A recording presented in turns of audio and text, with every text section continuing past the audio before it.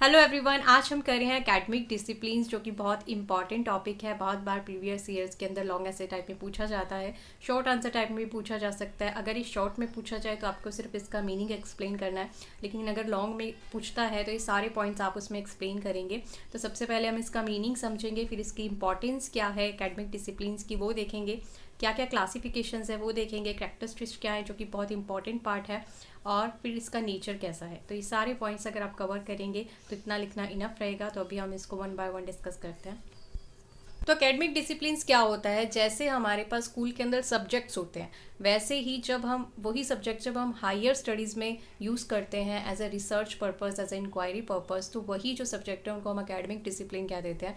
और हर जो academic discipline है उसकी बहुत सारी ब्रांचेज होती हैं। जैसे कि हमारे पास साइंस है, वो एक एकेडमिक डिसिप्लिन है जब हम हायर स्टडीज़ में जाते हैं, क्योंकि उसमें हम फिजिक्स भी पढ़ते हैं, केमिस्ट्री भी है, उसमें बायो भी है, और आज हम उसमें और फर्दर रिसर्चेस कर रहे हैं। तो ऐसा सब्जेक्ट जिस पे आप रिसर्च कर सकते हो और आपको कुछ उसमें मतलब आप उसमें कुछ प्रोडक्टिव करते हो, कुछ प्रोसीजर डिफाइन कर रहे हो, या फिर कोई मैथड या फिर कोई टेक्निक उसके अंदर से आप निकाल के ला रहे हो, इनोवेशंस कर रहे हो, तो वो सब जो है एकेडमिक डिसिप्लिन्स है।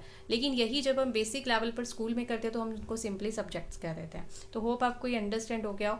तो इसको हम एकेडमिक स्टडीज़ कहते हैं, फील्ड ऑफ रिसर्च कह देते हैं, एकेडमिक डिसिप्लिन्स को फील्ड ऑफ इंक्वायरी कह देते हैं, और it's also called a branch of knowledge. ठीक है, इसमें बहुत सारी ब्रांचेस भी निकलती हैं, और इसको हम सिर्फ हायर एजुकेशन में जब हम स्टडी करते हैं, जब रिसर्च का जो पार्ट होता है उसको ही हम एकेडमिक डिसिप्लिन कहते हैं। और ये कैसे जो है यूज़ किया जाता है, ये जो भी एक्सपर्ट्स हैं, ठीक है, पीपल हैं, प्रोजेक्ट मैनेजर्स हैं और कम्युनिटीज़ हैं, उनको सबको मिलकर जो है इनके ऊपर एक पर्टिकुलर चीज़ के ऊपर रिसर्च की जाती है।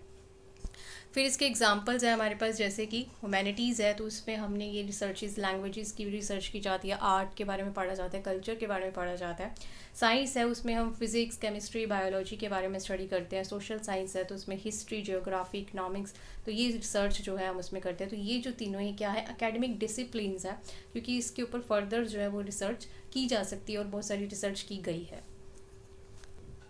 फिर है classification of academic discipline according to Anthony Biglan. उन्होंने एक क्लासिफिकेशन दी है एकेडमिक डिसिप्लिन की, कि एकेडमिक डिसिप्लिन जो है वो टू टाइप्स के हैं। एक तो हार्ड एकेडमिक डिसिप्लिन है और एक सॉफ्ट एकेडमिक डिसिप्लिन है।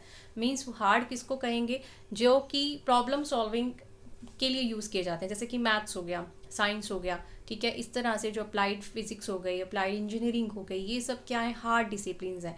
ये प्रॉब्लम सॉल्विंग में यूज़ किए जाते हैं, लेकिन ये सिर्फ पर्सनल जैसे ग्रोथ के लिए कर सकते हैं। जैसे इंग्लिश है, ठीक है, ये जो है हमारी पर्सनल ग्रोथ के लिए है। ऐसे ही हमारे पास application to create product and techniques जो हार्ड है, जैसे मैथ्स है वो यूज़ किया जाता है टेक्निक्स, और साइंस जो है वो भी टेक्निक्स को आगे यूज़, प्रोडक्ट जो है हमारे पास आए, एप्लीकेशंस जो है उसकी हम बनाते हैं आगे। तो इसलिए हार्ड डिसिप्लिन के अंदर ये सब चीज़ें होती हैं। लेकिन सॉफ्ट डिसिप्लिन के अंदर हम प्रोसीजर्स बनाते हैं, जैसे कि ग्रामर के रूल बना रहे हैं, ठीक है, या फिर हम कोई प्रैक्टिकल वर्क बना रहे हैं, टेंसेस रूल बना रहे हैं, तो वो क्या है, इसमें क्या प्रोसीजर चलता है। इसमें क्या है, हमारे पास फैक्ट्स और कॉन्सेप्ट को स्टडी करते हैं, लेकिन इसके अंदर हम पुराने जो रिसर्च आर्टिकल्स हैं जो दूसरों ने लिखे हुए हैं उनको रीड आउट करके हम कुछ नया इन्वेंट करते हैं। इसके अंदर ये जो मेथड है वो एक्सपेरिमेंटल मेथड है, लेकिन हमारे पास सॉफ्ट डिसिप्लिन में एक्सपेरिमेंट्स हम नहीं करते हैं। फिर हमारे पास इसके अंदर क्वांटिटिव भी है और क्वालिटेटिव भी है, ठीक है, लेकिन ये जो है क्वालिटेटिव है। क्वांटिटिव इसमें हम इतना काउंट नहीं करते, इसमें हम मैथ्स के अंदर हम मैथमेटिक्स चीज़ें आ जाती हैं, तो इसलिए साइंस में भी हम मैथ्स को इतना इंक्लूड करते हैं। तो इस तरह से ये जो है इसके एग्जांपल्स हो गए, और हमारे पास इसके एग्जांपल्स हो गए, ह्यूमैनिटीज़ हो गई, इंग्लिश हो गई, और हमारी साइकोलॉजी हो गई। आगे हार्ड और सॉफ्ट जो है फर्दर डिवाइड किए जाते हैं प्योर और अप्लाइड में। आप चाहे तो ये वाला पार्ट जो स्किप भी कर सकते हैं, लिखना चाहे तो लिख भी सकते हैं। तो हार्ड जो है वो आगे उसको प्योर भी कहा जाता है, और जैसे कि हमने पढ़ा है कि एक होती है प्योर केमिस्ट्री। अगर आपने लाइब्रेरी आप कभी गए हो तो उसमें आपने देखा होगा कि अलग अलग तरह की बुक्सेस होती हैं, जो बड़ी बड़ी लाइब्रेरीज होती हैं, वहाँ पे जो ओरिजिनल जो बेसिक वो जो चीज़ है उसकी अलग बुक्स होती है, और उससे जो एप्लीकेशंस निकली हैं, जो इन्वेंशंस हुई है, उसकी अलग बुक होती है, ठीक है। जैसे प्योर केमिस्ट्री है, लेकिन उसके एडवांस जो है न्यूक्लियर इंजीनियरिंग है, मतलब हमने केमिस्ट्री से बॉम्ब तक बना दिए, तो वो एक एप्लीकेशन रूप है। तो इसलिए हार्ड डिसिप्लिन भी फर्दर टू पार्ट्स में डिवाइड होती है, कि उसकी प्योर फॉर्म क्या है और उससे आपने क्या क्या निकाला है, अप्लाइड फॉर्म क्या है। ऐसे ही हमारे पास सॉफ्ट डिसिप्लिन के एग्जांपल है, जैसे कि हमारे पास प्योर मतलब ओरिजिनल क्या है, फिर आप उसको कहाँ कहाँ अप्लाई कर सकते हो। अब इंग्लिश को तो हर आप सब्जेक्ट के अंदर अप्लाई करके कुछ भी लिख सकते हो। एग्रीकल्चर है, फिर उसको आगे आप वोकेशनलाइज में कैसे यूज़ कर सकते हो। तो इस तरह से जो है ये आगे फर्दर डिवाइड होते हैं प्योर और अप्लाइड के अंदर। तो अब हमारे पास कैरेक्टरिस्टिक्स ऑफ एकेडमिक डिसिप्लिन्स, तो 6 कैरेक्टरिस्टिक्स है हमारे पास। इसके 6 आपको लिखने बहुत इंपॉर्टेंट है। तो फर्स्ट है हमारे पास disciplines have a particular object of research. जो डिसिप्लिन्स हैं उनका एक पर्टिकुलर ऑब्जेक्ट होता है, ठीक है, एक एम होता है रिसर्च करने का। कोई भी जो डिसिप्लिन है, अगर आपने साइंस लिया तो साइंस का एक एम होता है कि हमको इन्वेंशन करनी है, ठीक है, या फिर इंग्लिश है तो उसका एक एम है कि उसको एक प्रोसीजर निकालना है नया, या नया रूल लेके निकालना है टेंस को फॉर्म करने का या कोई भी स्ट्रक्चर फॉर्म करने का। तो हमेशा एक ऑब्जेक्ट होता है। जैसे हमारे पास लॉ है, सोसाइटी है, पॉलिटिक्स है, इस तरह से रिसर्च का एक ऑब्जेक्ट होता है। फिर through the object of research may be shared with another disciplines, ठीक है। मान लो कि उस ऑब्जेक्ट को आपको पूरा करना है, उसके लिए आप अदर डिसिप्लिन्स का भी हेल्प ले सकते हो, सहारा ले सकते हो। कि जैसे मुझे साइंस है और मुझे उसमें मैथमेटिक्स की भी ज़रूरत होती है, लंबे लंबे डेरिवेशंस होते हैं, कैलकुलेशंस होती हैं, तो हम दूसरे डिसिप्लिन्स की भी हेल्प ले सकते हैं। फिर सेकंड है हमारे पास कि disciplines have a body of specialist knowledge, ठीक है। हर डिसिप्लिन के पास एक स्पेशल नॉलेज होती है जो कि वो दूसरे डिसिप्लिन के पास नहीं होती है। और कई बार जनरली ऐसा होता है कि वो जो स्पेसिफिक नॉलेज है वो दूसरे डिसिप्लिन के साथ शेयर नहीं की जाती। मतलब साइंस के अंदर कुछ इंपॉर्टेंट चीज़ है तो आप उसको साइंस ही कहेंगे, आप उसको मैथ नहीं कह देंगे ना कि ये मैथ की चीज़ है, नहीं, वो चीज़ अलग ही रहेगी। उसकी जो स्पेशल नॉलेज है उस सब्जेक्ट की वो उसी की है, वो दूसरे डिसिप्लिन्स के साथ आप शेयर नहीं कर सकते। फिर है हमारे पास disciplines have a theories and concept. जो डिसिप्लिन्स है उनकी हर एक डिसिप्लिन की अपनी एक थ्योरी होती है, कॉन्सेप्ट्स होते हैं। साइंस का अलग है थ्योरी, मैथ का अलग है, हिस्ट्री का अलग है, इंग्लिश की अलग अपनी थ्योरी और कॉन्सेप्ट है। तो वो जो है यूज़ किए जाते हैं, ऑर्गेनाइज किए जाते हैं नॉलेज की एफिशिएंसी के लिए, उसको इफेक्टिव बनाने। फिर है हमारे पास disciplines have a developed specific research method. हर एक डिसिप्लिन का अपना एक स्पेसिफिक रिसर्च मेथड भी होता है। मेथड होता है ना रिसर्च करने का, किस वे से आपको रिसर्च करनी है उस सब्जेक्ट में। तो हर डिसिप्लिन का अपना एक मेथड होता है, तो उसको यूज़ किया जाता है जब उसकी ज़रूरत होती है किसी भी स्पेसिफिक रिसर्च के अंदर। और ये बहुत ही क्रूशियल है, मतलब बहुत इंपॉर्टेंट है मेथड को चूज़ करना। फिर है हमारे पास नेक्स्ट है discipline use specific terminologies and specific technique languages, ठीक है। हर जो डिसिप्लिन है उसकी अपनी एक स्पेसिफिक जो है लैंग्वेज होती है, टेक्निक होती है, और to adjust their research objective, जो कि अपने ऑब्जेक्टिव के थ्रू, जो भी उनका ऑब्जेक्ट है उसके थ्रू वो क्या करते हैं, एडजस्ट करते हैं। फिर नेक्स्ट है हमारे पास disciplines have a institutional manifestation in the form of subjects taught at the university और कॉलेज। तो हर जो डिसिप्लिन है उसकी एक इंस्टीट्यूशनल मैनिफेस्टेशन होती है कि उसको अपने इंस्टीट्यूट पे क्या, किस पर्पस से ये सब्जेक्ट को पढ़ाना है, मतलब क्या उसकी ग्रोथ होगी। तो in form of A subjects total जो भी यूनिवर्सिटीज़ और कॉलेज में पढ़ाए जा रहे हैं।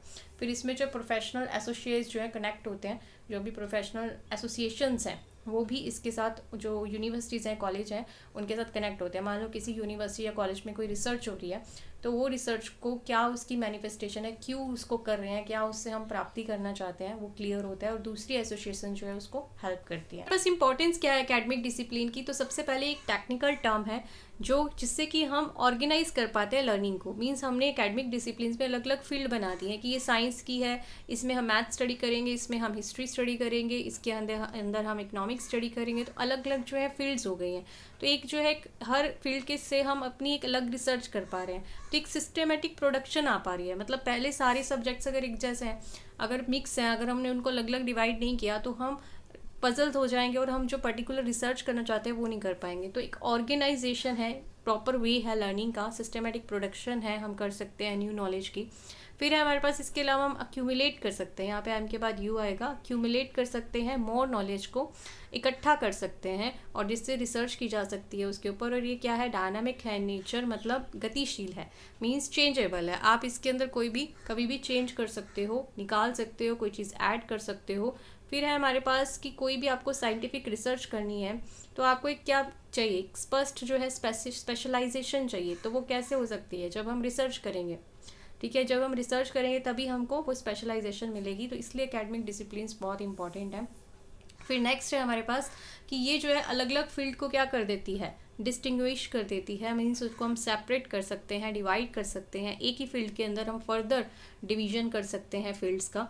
फिर है हमारे पास कि डिफरेंट जो इंटरनेशनल कम्युनिटीज़ हैं ऑफ स्कॉलर कम्युनिकेट कर सकती है और इवेल्युएट कर सकती है there result across the globe. ठीक है, अब क्या है कि अगर मैं यहाँ पे रिसर्च कर रही हूँ केमिस्ट्री के ऊपर और कोई जो है इंटरनेशनल में मेरा फ्रेंड बैठा है या कोई ऑर्गेनाइजेशन है तो वो भी रिसर्च कर रही है, तो हम दोनों क्या है कम्युनिकेट कर सकते हैं, इवेल्युएट कर सकते हैं कि आप क्या रिसर्च कर रहे हो। अगर हमारी फील्ड जो है एकेडमिक डिसिप्लिन जो आपस में डिवाइडेड नहीं होंगी, ब्रांचेस उसकी आपस में डिवाइडेड नहीं होगी कि हम केमिस्ट्री फिजिक्स सब मिक्स करे बैठे हैं, तो क्या होगा, हम उस पर्टिकुलर चीज़ पे रिसर्च नहीं कर पाएंगे। तो ये डिवीजन की वजह से, अलग अलग एकेडमिक डिसिप्लिन्स बनाने की वजह से क्या है, हमें फ़ायदा होता है कि हम कहीं पे भी किसी भी पर्सन के साथ डील कर सकते हैं वहाँ पे कि क्या हम इसके अंदर फर्दर कर सकते हैं, तो जो रिजल्ट्स हैं उनको हम शेयर कर सकते हैं। फिर है हमारे पास इसके अलावा ये हमें इंटरनेशनली कहीं ना कहीं कनेक्ट करती है, जो एकेडमिक डिसिप्लिन्स हैं हमें ग्लोबली एक सोसाइटी को क्रिएट करने में हेल्प कर रही है, स्प्रेड कर अक्रॉस दी नेशंस और कल्चर्स। ठीक है, हम अपनी इंफॉर्मेशन को वहाँ से ला सकते हैं और उनकी इंफॉर्मेशन को हम मतलब अपनी इंफॉर्मेशन को ट्रांसफ़र कर सकते हैं, उनकी इंफॉर्मेशन को लेकर आ सकते हैं। तो इस तरह से हमारी जो कंट्रीज़ में है ये कंट्रीब्यूट करती है एकेडमिक डिसिप्लिन का। तो all disciplines need not to have the all characteristics. तो सबसे पहले जो हमने 6 कैरेक्टरिस्टिक्स पढ़े थे कि एक डिसिप्लिन के अंदर होने चाहिए, तो कुछ ऐसे डिसिप्लिन है एक्सेप्शंस जो कि सारे के सारे जो डिसिप्लिन्स के जो मेन कैरेक्टरिस्टिक्स हैं उसको फॉलो नहीं करते, लेकिन फिर भी उनको एकेडमिक डिसिप्लिन कहा जाता है। जैसे कि हमारे पास इंग्लिश लिटरेचर है, इसके अंदर कहीं ना कहीं साइंटिफिक जो रिसर्च है, इतनी रिसर्च हम इसमें नहीं कर सकते, इसमें हम प्रोसेस को बढ़ा सकते हैं लेकिन रिसर्च कुछ ज़्यादा नहीं की जाती, लेकिन फिर भी हम इसको इंग्लिश को एज अ क्या कहते हैं एकेडमिक डिसिप्लिन काउंट करते हैं। लेकिन हमें पता है एकेडमिक डिसिप्लिन में मेन फोकस रिसर्च पे, इंक्वायरी पे होता है, लेकिन वो चीज़ यहाँ पे लैक ऑफ करती है इंग्लिश लिटरेचर में, बट स्टिल हम इसको एकेडमिक डिसिप्लिन कहते हैं। फिर सेकंड हमारा पॉइंट है कि जो एकेडमिक डिसिप्लिन है वो कैसे होते हैं, उनका क्या नेचर होता है कि अपने आप को खुद ही रिप्रोड्यूस कर सकते हैं, कुछ चेंजेस कर सकते हैं, अपने आप को ही बढ़ा सकते हैं, इनकी जो फील्ड है बढ़ती जाती है।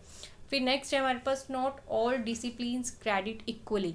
सारे डिसिप्लिन्स को इक्वल क्रेडिट नहीं मिलता। हमें पता है कि कुछ सब्जेक्ट्स जो हैं जैसे मैथ है, साइंस है, कंप्यूटर है, इनको हम ज़्यादा क्रेडिट देते हैं, लेकिन ड्राइंग है, आर्ट है, हम इनको कहीं ना कहीं कम क्रेडिट देते हैं।